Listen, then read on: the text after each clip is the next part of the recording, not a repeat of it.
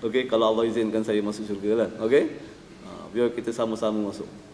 Okey? Sama-sama masuk pada tingkat yang sama. Okey, pada tingkat yang sama. Tapi tuan-tuan kena berazam untuk hafal Al-Quran. Tak susah tuan-tuan, tak susah. Menghafal Quran ni sangat senang. Okey. Jadi balik-balik Allah sebut kata pada dalil ayat surah Fatir tuan-tuan. Pada surah Fatir ayat 29 sampai 30. Surah yang 35 Allah sebut innal ladzina yatluna kitaballah wa aqamus salata wa anfaqu mimma razaqnahum sirran wa alaniyah yarjuna tijaratan lan tabur. Allah kata sungguhnya orang yang membaca kitab-kitab Allah. Perkataan yatlu tuan-tuan, perkataan yatlu asal perkataan tala yatlu.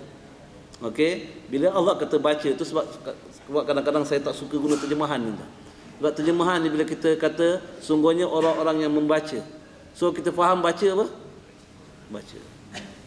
Sedangkan perkataan tala ni dalam Quran yang Allah maksudkan bacaan itu adalah dipanggil sebagai tilawah, tu dipanggil tilawah, tu disebut sebagai haqqa tilawah. Itu sebab dia panggil tadarus. Tilawah ni tadarus. Asal perkataan tadarasa, yang asal perkataan darasa, belajar. Okey, bila kita hari ni bila kita kata tadarus, okey, kita buat apa? Kita baca saja. Sedangkan perkataan tadarus atau perkataan darasa, darasa makna belajar. Kalau tadarasa makna kita belajar sesama kita. Itu dia panggil tadarasa, tadarus, tadarusun. Kalau tuan-tuan tengok dalam buku siapa tulis tu? Dr. Yusuf Qardawi. Apa nama buku dia tu? Fake keutamaan. Tuan-tuan tengok dia apa? Fake apa dia? Aulawiyat. Tu ada terjemahan dia. Fake aulawiyat maknanya fiqh keutamaan. Fiqh keutamaan ni bila kita kata fiqh keutamaan dia ilmu apa tuan? Dia ilmu pengurusan. Ilmu pengurusan. Sebab ilmu pengurusan adalah ilmu menentukan priority. First thing first. Okey, itu dia panggil fiqh keutamaan. Okey. Jadi dia disebut dalam buku tu dia kata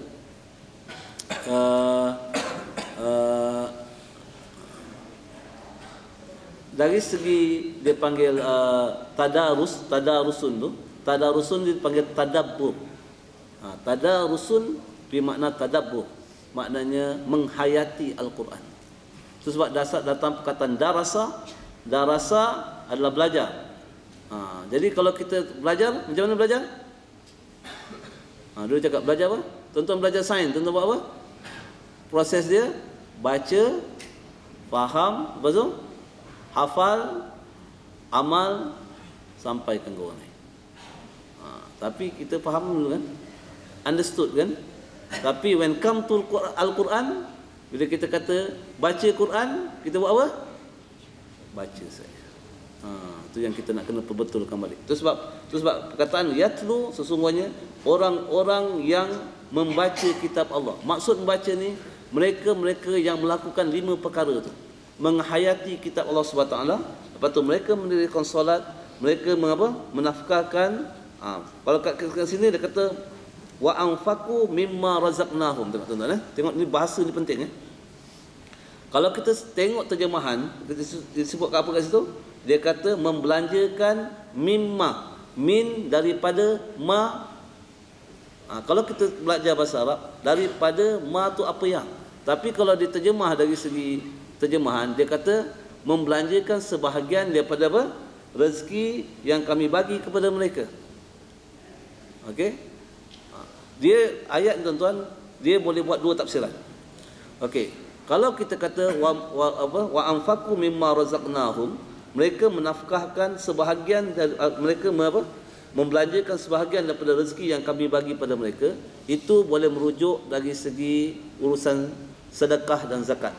Itu satu tafsiran. Okey. Satu tafsiran yang lain adalah kalau kita kata wa anfaqu, perkataan nafaqah, kalau kita terjemah dia, dia bukan setakat belanja. Bila kita kata belanja ni merujuk pada harta kan Tapi perkataan nafaqah ni kalau dalam bahasa yang lebih umum is to spend. Apa to spend? Mempergunakan. Mempergunakan dia panggil apa? Min daripada ma apa yang. Makna mempergunakan semua yang kami kurniakan kepada mereka.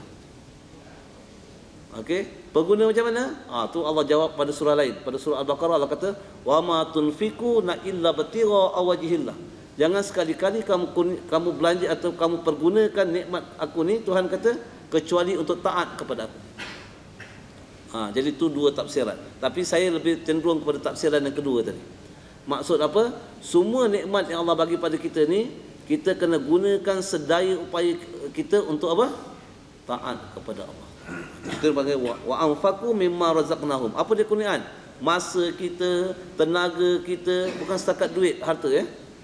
Jadi itu tafsiran yang lebih menyeluruh daripada tafsiran yang satu lagi tadi yang kita rujuk kepada zakat ataupun apa? Dia panggil apa atau sedekah.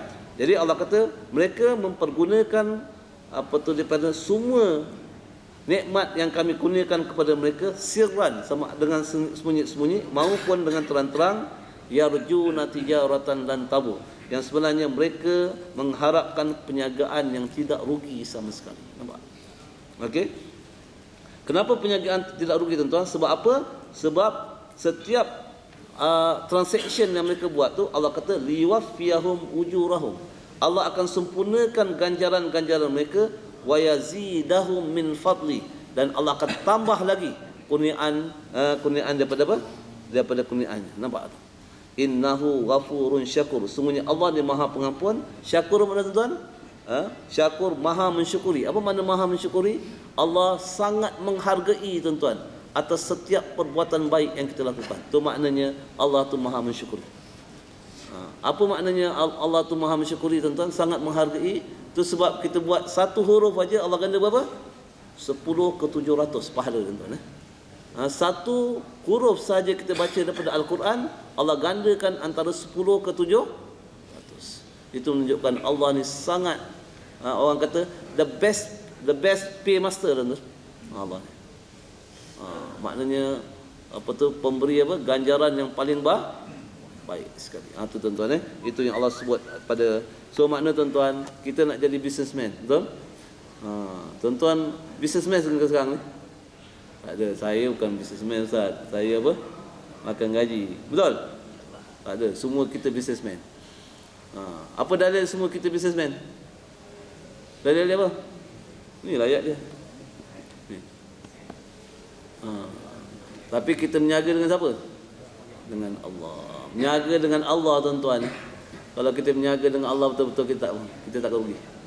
Kita takkan rugi sama sekali. Malah Allah bayar kita punya gaji tu berganda-ganda lagi. Kita punya modal dia apa modal? Modal semua kurniaan Allah pada kita. Yang Allah kurniakan pada kita ni modal kita. Sekarang ni modal dia masa lapang kita. Umur kita adalah modal kita yang Allah pinjamkan pada kita. Allah pinjam ada interest? Tak ada tuan-tuan. Allah tak suruh bayar balik pun. Okey, Allah bagi ke kita untuk menjaga dengan Allah. Lepas tu Allah bayar lagi dia punya apa? Dia punya dividen lagi tinggi. Tapi manusia tak nak menjaga dengan Allah. Okey, tuan-tuan itu yang kita nak ambil iktibar, yang apa?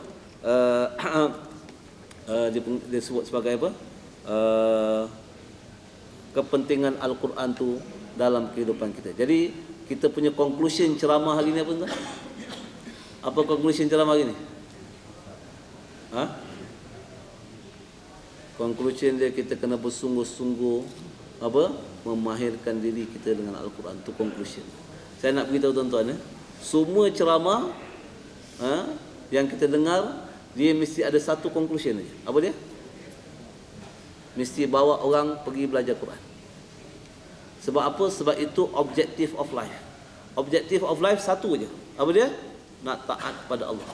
Dan kita tak mungkin taat pada Allah kalau kita tidak tahu peraturannya. Jadi semua ceramah, tak kira Ma'al Hijrah ke, ni Isra' Mi'raj ke, Ramadan ke, okey, dia mesti bawa kita kepada apa? Action plan dia. Action plan dia apa? Mesti bawa kita suruh belajar Al-Quran. Kalau dia tidak punya conclusion, tak bawa ke situ, maknanya ceramah itu tidak memenuhi dia punya apa? Tidak menepati objektif tu. Maksud apa tak menepati objektif tu? Maknanya ceramah tu tak ada manfaat. Itu je. Sesuatu benda yang tidak menepati objektif dia, dia tidak akan ada manfaat. Tu kita kena ingat. Sebab ingat tuan-tuan, apa juga kita buat, dia mempunyai objektif yang satu saja, nak taat pada Allah. Jadi kalau tuan-tuan dengar ceramah, dia tak bawa tuan-tuan kepada action plan. Sebab ceramah ni cuma reminder, tuan-tuan. Apa action plan dia? Action plan dia adalah objektif nak taat pada Allah. Maknanya bawa tuan-tuan untuk bersungguh-sungguh lagi belajar Al-Quran. Okey? Maknanya ceramah tu tidak ada manfaat, tuan-tuan. Lain kali kalau orang kata apa, ni datang daripada mana ni? Solat tarawih. Ada tazkirah? Ada. Apa cerita? Wah, baguslah ustaz tu cerita. Dan kalau dia kata ustaz tu cerita bagus, apa nak tanya dia? Apa nak tanya sahabat kita tu? Apa yang bagus tu? Apa yang bagus? Apa dia jawab? Apa yang bagus? Apa dia jawab? Tuan-tuan faham lah apa yang dia jawab. Tapi saya nak beritahu, nak nilai satu saja. Dia punya penilaian dia, assessment dia, wah, bagus dia sebab dia bawa kita supaya bersungguh-sungguh memahirkan diri dengan Al-Quran. Itu dia punya penilaian. Itu dia punya, dia panggil apa? Dia panggil yardstick dia. Dia punya apa? Dia panggil terms of reference dia. Kalau tak ada, tak ada. Apa lagi dia cakap bagus? Apa lagi? Mayang tarawih. Masjid ni imam ni jadi imam kan? Dia pergi Putrajaya. Wah, imam tu daripada mana tu? Pergi pula lagi Subang Jaya. Bagus lah. You tak pergi Subang Jaya ke? Imam dia bagus lah. Tanya dia apa yang bagus. Apa dia jawab? Ui, suara dia sedap tu. Hari ni tuan-tuan, orang semayang tarawih, kita dengar imam tu baca, kita hanya boleh menghayati apa? Irama Al-Quran saja, tak lebih. Tapi tahun ni tak ada. Sebab tuan-tuan dah hafal 52 ayat kan? Tahun ni, alhamdulillah, bagus betul imam tu baca. Saya dengar, saya dapat menghayati ayat-ayat yang apa? Yang baca tu. Sebab 52 ayat. Tahun depan 110 ayat. Okey? Itu yang baru dia kata bagus tuan-tuan, penilaian. Berdasarkan penilaian Al-Quran. Okey? Setakat tuan-tuan, nanti kita sambung lagi insya-Allah pada muka surat 32 pada apa tu, bulan depan dah masuk Ramadan masuk kan? Maknanya minggu depan maknanya saya punya ceramah mungkin tazkirah Jumaat lah, tak tahu minggu ke berapa. Okey, bulan berapa? Bulan depan insya-Allah kita sambung. Wabillahi taufiq. Assalamualaikum warahmatullahi taala wabarakatuh. Wallahu a'lam. Okey. Minta maaf tuan-tuan, saya punya nyaris lupa tadi. Kalau tuan-tuan ada siapa-siapa nak bagi apa tu dipanggil sumbangan sementara apa sempena nak masuk Ramadan ni.